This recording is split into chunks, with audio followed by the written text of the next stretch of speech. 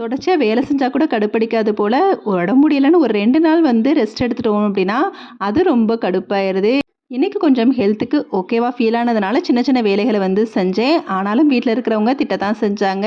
இன்றைக்கி ஒரு நாள் மட்டும் ரெஸ்ட் எடுன்னு. ஆனால் அவங்க ரெஸ்ட் எடுன்னு சொல்கிறப்ப தான் நம்ம வீம்புக்குனே வேலை செய்வோங்கிற மாதிரி செய்ய ஆரம்பித்தேன். ஆனால் சமையல் மட்டும் ரொம்பவே சிம்பிளாக வந்து வச்சுட்டேன். நம்மளுக்கு ரொம்பவே சிம்பிள்னாலே இந்த மாதிரி ஏதாவது வெரைட்டி ரைஸ் தான் சூஸ் பண்ணுவோம். அதுலேயும் ரொம்ப சிம்பிளாக லெமன் சாதம் தான். லெமன் சாதம் செய்கிறப்ப மட்டும் இஞ்சி பூண்டு வெட்டி போடுறதுக்கு பதிலாக லைட்டாக, அதாவது ரொம்ப போடக்கூடாது, ஒரு பிஞ்ச் அளவு இஞ்சி பூண்டு பேஸ்ட்டு சேர்த்துட்டோம்னா செம டேஸ்ட்டாக இருக்கும். அதே மாதிரி லெமன் சாதத்துக்கு எப்போவுமே வந்து நிறைய தண்ணி ஊற்றி நிறைய பேர் கொதிக்க விடுவாங்க. அப்படி விடக்கூடாது. லெமன் சாறு சேர்த்து கொஞ்சமாக ஒரு ஸ்பூன் அளவு தண்ணி ஊற்றினா போதும். ஒரு கொதி வரவும் ஸ்டவ்வை ஆஃப் பண்ணிவிட்டு லெமன் சாதம் கிளறி எடுத்துக்கலாம். அதோட தேங்காய் சட்னியும் ஆம்லேட்டும் ரெடி பண்ணிட்டேன். ஃபேஸ் பேக் பவுடர் தீர்ந்து போச்சு. இன்றைக்கி நிறைய பொருள் இல்லை, அதனால் இருந்ததை வச்சு செய்யலான்னு சொல்லி பாசிப்பயிறு, கடலப்பருப்பு, எலுமிச்சத்தூள், வெட்டி வேறு இந்த 4 பொருளை மட்டும் காய வச்சுட்டேன்.